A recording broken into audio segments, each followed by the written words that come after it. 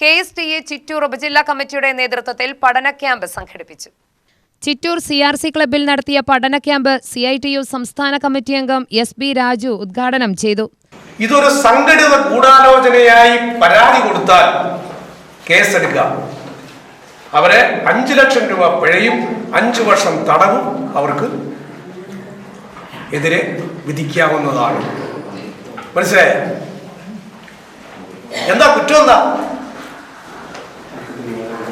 മുദ്രാവാക്യം വിളിച്ചാനല്ല, സത്യാഗ്രഹം വരുന്നതിനല്ല, പണിമുടക്കിയാനല്ല, പിക്കറ്റിംഗ് നടത്തിയാനല്ല, ഗോസ്ലോ നടത്തിയാനല്ല, ഇറങ്ങി ധർണ ഇരുന്നതിനല്ല. പിന്നെയോ എന്തിനു വേണ്ടിയാണ്? ഒരു നിവേദനം ഒപ്പിട്ട് 5 അതിൽ കൂടുതലോ ആൾക്കാർ കൊടുത്താൽ BNS 111 പ്രകാരം തൊഴിലുടമയ്ക്ക് അതൊരു സംഘടിത ഗൂഢാലോചനയായി കുറ്റം ചുമത്തി കേസെടുക്കണമെന്ന് പറഞ്ഞ് പരാതി കൊടുത്താൽ കേസെടുക്കുക.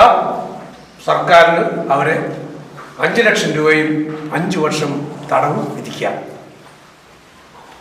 ബ്രിട്ടീഷുകാരുടെ കാലത്ത് പോലും സങ്കട ഹർജി കൊടുക്കുന്നതിന് ഇങ്ങനെ ശിക്ഷയുണ്ടായിരുന്നു.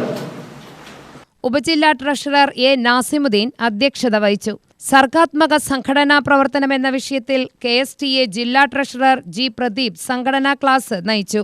ജില്ലാ വൈസ് പ്രസിഡന്റ് മനു ചന്ദ്രൻ, ജില്ലാ എക്സിക്യൂട്ടീവ് അംഗങ്ങളായ K. സിന്ധു, K. വിജയ, K. ബാലു മനോഹർ, ജില്ലാ കമ്മിറ്റി അംഗം MS ശ്രീലേഖ, ഉപജില്ലാ secretary G. Jayakumar, joint secretary V. Vinesh എന്നിവർ പ്രസംഗിച്ചു. UTV news, Palakkad.